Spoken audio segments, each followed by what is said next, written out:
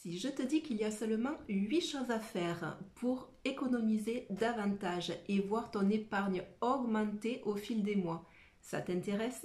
C'est ce qu'on va voir aujourd'hui dans cette vidéo. Je suis Johanna, bienvenue sur ma chaîne Johanna Budget.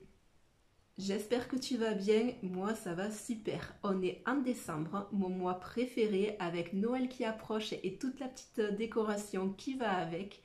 On approche également la nouvelle année avec ses bonnes résolutions.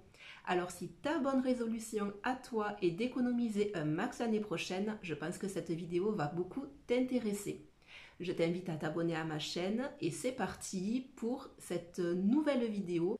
8 choses à faire pour économiser beaucoup plus rapidement. C'est parti. La première chose à faire est de te dire ton objectif, ton pourquoi. Avoir un objectif bien défini, ça te permet déjà d'estimer le montant que tu dois atteindre et la durée qu'il te faudra pour ça. Et au moins tu vas voir l'évolution au fil des semaines, au fil des mois et ça te permettra de ne pas te décourager. J'ai commencé les enveloppes budgétaires cet été parce que j'ai eu une envie de voyage. Donc c'est partir en Laponie avec mon mari, mes enfants et nos mamans. Donc les enfants avec leurs deux grands-mères. C'est un voyage que j'ai toujours eu envie de faire et j'adorerais l'offrir à mes enfants, qu'ils en aient un merveilleux souvenir tant qu'ils croient encore au Père Noël. Et partager ça avec les deux mamies, enfin, c'est quelque chose qui me tient beaucoup à cœur. C'est un voyage par contre qui coûte beaucoup d'argent et c'est pour ça que je me suis mis là-dedans. Je fais des efforts au quotidien, je fais des efforts, mon mari aussi, tous les mois. Mais voilà, on a un but, on a un objectif et c'est ça aussi qui nous fait tenir.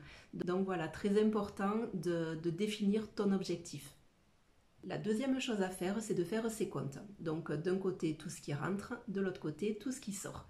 Donc ce qui rentre c'est facile, la plupart d'entre nous on est salariés avec un salaire plus ou moins fixe, donc ça c'est pas très compliqué. Par contre, ce qu'il sort, donc tu connais très certainement le montant de ton loyer et les charges les plus importantes. Mais après, est-ce que tu sais en détail combien tu dépenses pour tes courses, combien tu dépenses pour les fast-foods, combien tu dépenses pour les fringues, combien tu dépenses pour ton assurance maison ou voiture. Très honnêtement, ça c'est des choses, avant de commencer de mettre à plat mon budget, je ne savais pas les montants exacts. C'était tout avec de l'à peu près. Et en fait, quand tu veux vraiment économiser, l'à peu près c'est pas possible. Donc voilà, il faut faire ses comptes. La troisième chose à faire, c'est de se payer en premier. Je t'explique. En fait, donc quand tu touches ton salaire, il faut que tu as fait tes comptes. Donc tu sais combien tu as besoin réellement au niveau de tes prélèvements obligatoires, comme le loyer, le crédit, les factures qui sont prélevées sur ton compte.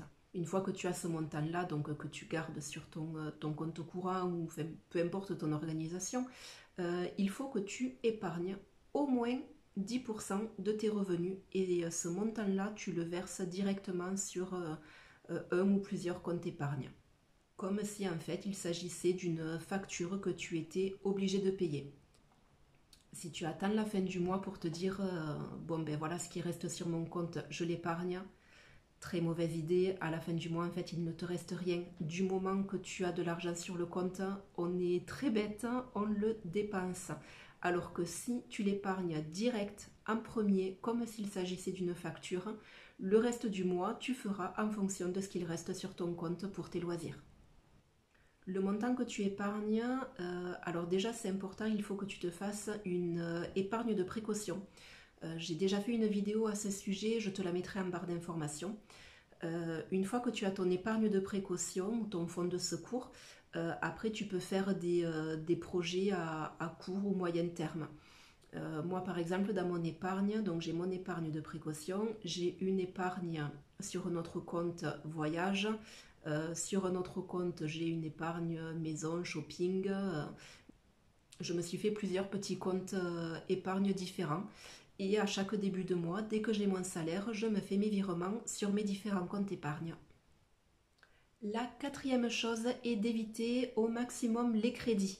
Alors je ne te parle pas d'un crédit immobilier ou d'un crédit pour acheter une voiture, puisque ben, forcément ça c'est des sommes qui sont importantes et on ne les a pas forcément sur notre compte en banque, sinon on ne serait pas là en train de faire ce type de vidéos ou de regarder des vidéos de conseils.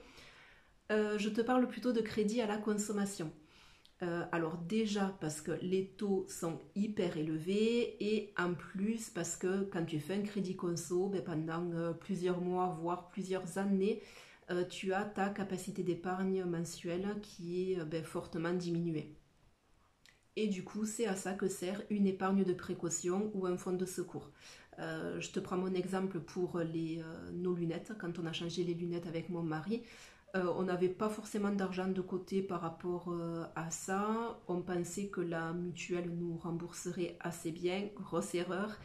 Et du coup, on a fait un paiement en 4 fois de ce qu'il nous restait à régler que la mutuelle ne prenait pas en charge. Donc j'ai fait 4 chèques de 150 euros. Donc ça veut dire que pendant 4 mois, eh ben, c'est 150 euros que je ne pouvais pas épargner. Alors que si j'avais eu une épargne de précaution, on aurait pris directement de là pour avoir nos revenus complets. La cinquième chose, c'est de faire au maximum ses achats en cash. Payer en espèces hein, avec du vrai argent, ça permet de se rendre plus facilement compte de la valeur des choses. Alors que quand on paye en carte bleue et encore plus avec le sans contact, ou bien encore pire avec le téléphone, on ne se rend absolument pas compte de ce qu'on achète, de ce qu'on paye et on ne voit pas du tout notre argent partir au fil du mois. Je fais la méthode des enveloppes budgétaires depuis quelques temps, donc j'ai mon petit classeur que je vous ai déjà présenté, donc avec mes petites catégories, voilà, donc courses, tabac, resto, beauté pour le coiffeur, shopping, etc.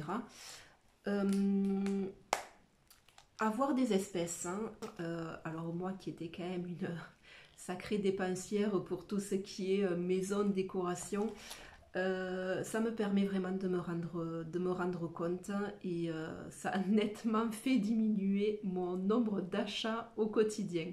D'ailleurs, si ça t'intéresse et que tu as envie toi aussi de commencer la méthode des enveloppes budgétaires, j'ai fait une vidéo à ce sujet et je te la mets également en barre d'informations. La sixième chose, c'est la règle des 2 semaines. Et si tu y arrives, même la règle du 1 mois. Alors je t'explique. Quand j'ai envie d'acheter quelque chose qui n'est pas prévu au budget, alors je me pose une question.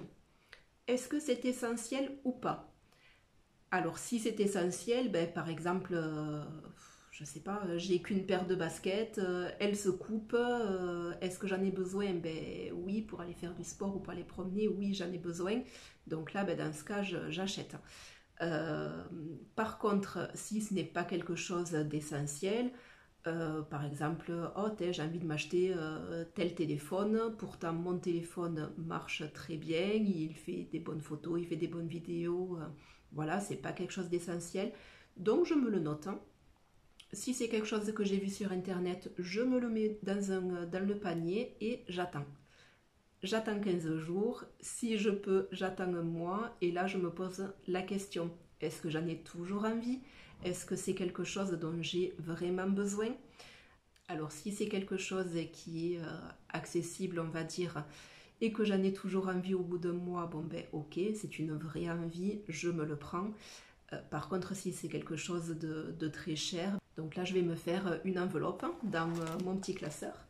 Et quand j'aurai atteint cette somme-là, ben à ce moment-là, je pourrai l'acheter. On ne fait pas de crédit conso pour une chose qui n'est pas importante. Et si c'est vraiment important, à ce moment-là, je me sers de mon fonds de secours. La septième chose, alors pour économiser plus, il faut dépenser moins. Dépenser moins, alors que ce soit par rapport à tes abonnements, abonnements téléphoniques, abonnements internet, Netflix, Amazon, etc. Également, ben, ce que tu payes chaque mois au niveau de tes charges fixes. ton assurance maison, ton assurance voiture, ta mutuelle. Donc tout ça, il faut que tu fasses au moins une fois par an un comparatif. C'est pénible, mais moi je l'ai fait dernièrement. D'ailleurs, j'ai fait une petite vidéo à ce sujet, je te la mets en barre d'infos également. Ça nous a fait quand même pas mal économiser. Donc ça prend du temps, mais il faut le faire. Et la huitième et dernière chose, pour économiser plus, il faut augmenter ses revenus. Alors augmenter ses revenus, il y a plusieurs possibilités. Déjà par exemple, si tu es salarié, ça fait longtemps que tu es dans ta boîte actuelle, tu peux demander une augmentation. Demander une augmentation, ça se prépare. C'est pas tu arrives dans le bureau du patron, oui, je veux 200 balles en plus. Non, prépare-toi parce qu'il va falloir que tu le négocies avec ton patron. Si c'est possible dans ton entreprise, tu peux également demander une participation sous forme de prime quand tu amènes de nouveaux clients, par exemple. Ou alors tu peux te créer une deuxième activité en parallèle sous forme d'auto-entreprise pour de la création et vente d'objets par exemple, ou du babysitting, du ménage, des services de conciergerie. Enfin, voilà, il y a plusieurs possibilités à exploiter. Voilà, la vidéo est terminée. J'espère que ces 8 petites astuces vont t'aider à économiser. Si tu as aimé la vidéo, je t'invite à mettre un j'aime et à t'abonner à ma chaîne si ce n'est pas déjà fait. Tu peux me dire en commentaire quel est ton objectif, pourquoi tu cherches à économiser. Et si tu as d'autres astuces, tu peux nous les partager. D'ici la prochaine vidéo, fais gaffe à tes euros et je te dis ciao, à bientôt.